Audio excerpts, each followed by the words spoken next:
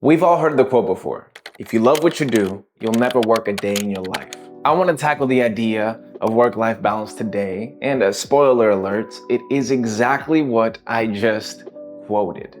I'm a firm believer that if you don't like what you do for work, work-life balance will always be an issue for you, because there is something that is more appealing about the life part than the work part. My name's Andres Tagliaferro, or you can just call me Tags. I'm a creative director. I work with businesses and brands to create content, to generate revenue and amplify their reach. It's what I do for trade. I'm also a musician, an artist. I make music, and I'm a writer and speaker, as you can see here on this YouTube channel. So there's a lot of things that I've devoted my life to that I have found ways and am trying to find ways to monetize and create my form of work. So I don't want you to think that I'm sitting here telling you to quit your job or completely reevaluate your life without doing that myself.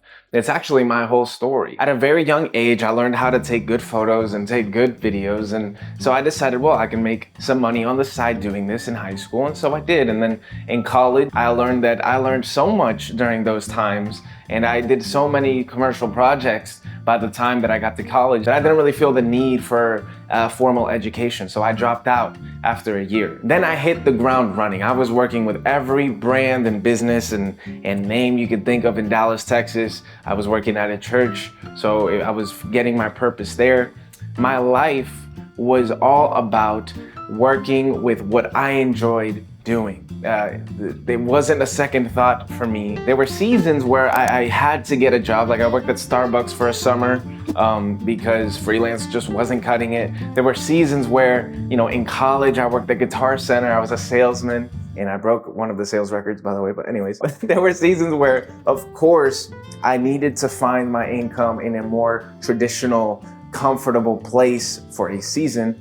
But my whole life up to a certain point was really all about doubling down on me and becoming a better businessman, a better creative, because everything I did revolved around the creative arts and the creative economy. And at some point along the way, after building a great clientele and making upwards of 10K a month by myself, everything just kind of fell apart. I had 5 major clients paying me monthly retainers, and 3 of those clients were owned by one person. That person went through something where they decided to cut out all of the marketing in all 3 of the companies and take a more word of mouth approach, something completely out of my control.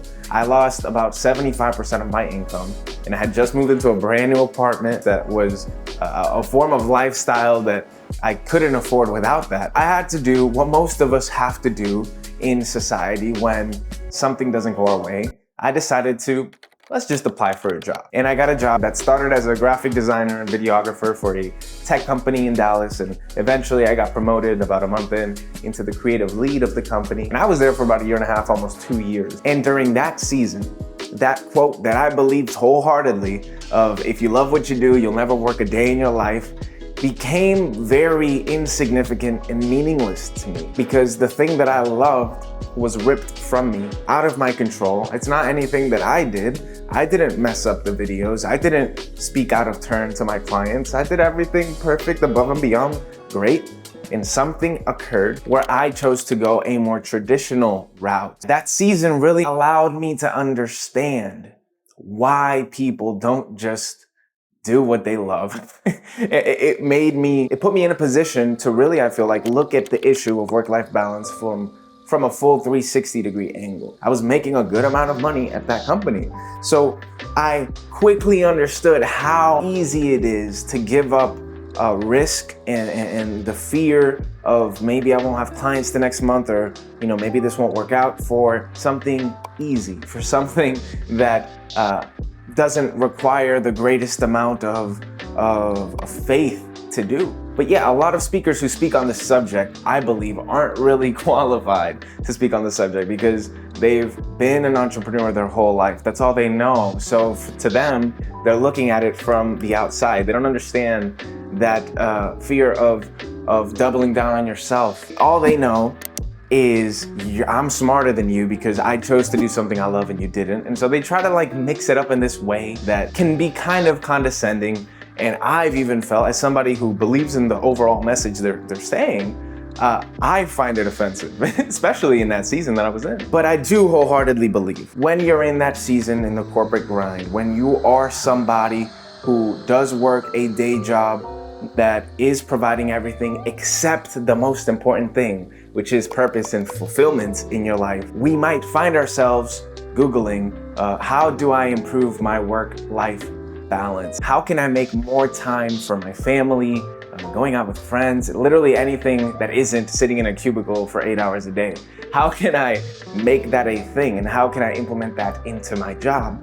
And I think that the honest answer that nobody tells you, because we live in a society, is that you're not gonna get that working at the job that you're at. If you've reached that point where you are desperate to find a way to live more life and work less, the answer sounds cutthroat and it sounds harsh. Maybe it even is, but I think the answer is that it's not a work-life balance issue. It's your life at large issue. What are you doing with your life? Do you have purpose anywhere else? Do you have some sort of hobby that you wish wasn't just a hobby? Do you have a passion? Maybe you really liked to draw as a kid, but somebody told you along the way that you can't make good money drawing. Maybe you are passionate about speaking and you're that person in your friend group that, likes to talk the most, and you've considered starting a YouTube channel and you just haven't done it yet because somebody told you in your life that it's not the best way to live. It's better to be safe and build a family and get the house and retire by 60 with like less than $2 million in your account. You do everything perfectly. I believe that the work-life balance concept at large is a lie. And it is a way to try to make what unfortunately is a situation most people don't want to be in tolerable. And with the dawn of the internet, you have companies starting new initiatives to try to keep control over people, right? Like Flex PTO, where they say, oh, you don't have a certain amount of hours. You can just take any hours you want, with the undertone of, if you take a little too many hours, we might fire you. But they don't say that, right? They don't say any of that. And they try to make it okay to sell your time, to sell your life. Time is the same thing as life. And so if you feel like there's an issue with your work-life balance, then that means something is taking up part of your life that you don't want. Since I don't want to make this video too long, what I want to say, now that we've contextualized everything and you know who I am and you know where I'm coming from, I want to give you a solution. First solution is, if you're at this video and if you've wondered about work-life balance and if you feel like you don't have work-life balance as it's told, you're in the perfect place. I believe that the only way to even really fathom this concept is to be at that place that you're at, where you're burned out, overworked, frustrated, upset and angry. Maybe the people in your life, maybe your wife or your husband or your kids are frustrated with you because you're not spending time with them. That is the place of realization. If you're in a place in your job where you're okay, you're good, you're not frustrated, you're satisfied, you're happy, you're not gonna feel that call to something else. But if you are searching up work-life balance, you are in the perfect place to make this next decision and take this next step. The next step is to find what you would like to do for a living. What do you do now for free that you aren't getting paid for? Maybe you're doing it as a small thing for friends or whatever. Don't even think about what the outcome of monetizing it might be. Don't look too far ahead. Just what do you do and what do you love to do? What hobbies do you have that you know that if tomorrow somebody came up to you and was like, I'm gonna give you $80,000 a year to do that one thing, you would do and drop in a heartbeat? If you have that in your mind right now, you don't need to take any other steps. If you don't know what it is, I suggest that when your 9 to 5 is done and when you're done working, you explore and you live life a little, learn things. If you don't know what that is, your goal in life, I believe, as a person, as an individual of the world, your only responsibility is to find what that one thing is, or those two things are, or those three things are. Whatever those things are, find those so you can do them over and over again, because that is gonna be your best way to serve the community. I was not a very nice person at my cubicle job for the last 6 months I was there. I wasn't really serving the job. I was kind of just there and doing what I had to do. And I feel kind of guilty for it, but it's the truth. And if you're not in a place where you're doing what you love, you're doing a disservice, not just to yourself and to your family that doesn't see you as often, but to the people around you, to the world at large. Step 1, get frustrated, you're there. Step 2, find the thing that you want to do. Once you have that, step 3, find a way to transition what you're doing right now to what you want to do. This is the hardest part, but there are 1,000 ways online to look at it. So I'm gonna suggest two options, two ways.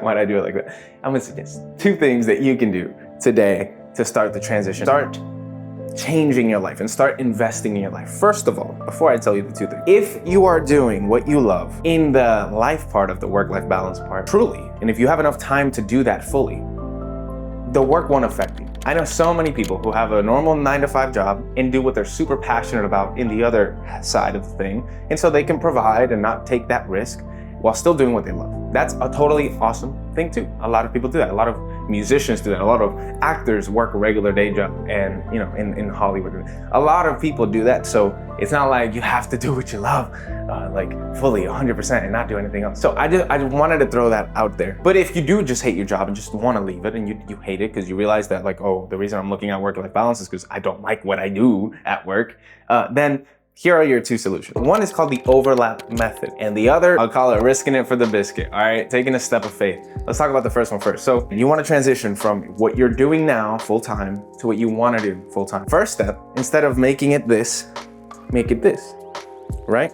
Instead of making it this huge leap from here to here, where you've probably not established anything here to help you monetize it or for it to be a reasonable transition, you can do a Venn diagram type thing, right? Where you can start building something while you're working the job that you're doing. People call this moonlighting, people call this a lot of different things. I heard the overlap method be one of them. Instead of just doing what Gary Vee tells you to do, which I love Gary Vee, by the way. It's just, he's a good example of an extremist in some things, and I don't believe in extremes. But the concept is, while you work, you still have time to build a foundation to where when you make the full jump and quit your job, you have some sort of income where it feels a little safer. You want to sell sneakers, you want to resell sneakers, and that's what you're passionate about, right? When you're working, you're working.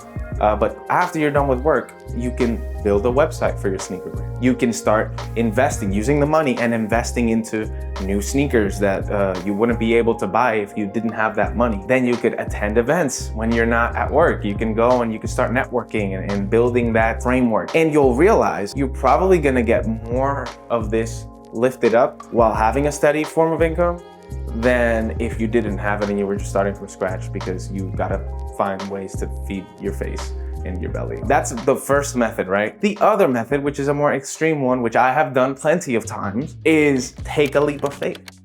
Quit the job. If you're really passionate about this one thing and you're at that point where it's just unbearable, quit the job. Sometimes we need to take that leap of faith to take something for real seriously. Sometimes knowing that the next month's rent isn't paid is exactly what you need to find ways to get it paid doing the thing you love. If you're somebody who wants to start a business and you're somebody who knows that if you just had the time, you would be able to crush it, then I would suggest just taking that leap of faith and doing it. The major theme, right? Because I don't want to just say something and then not give you the tools to do it. But the message of this is, it's not about finding work-life balance. It's about finding a life where work and life balances in harmony without any form of hack, growth tip, or productivity lesson. Like, that's the goal. The goal is to structure your life in a way where everything in it is harmonious. And if the work is the issue, it's your responsibility to take that risk. It's your responsibility. It's not just like a luxury thing. That's something we also tell ourselves when we're stuck in the job that we hate, that, oh, well, we have to do it and it's my responsibility.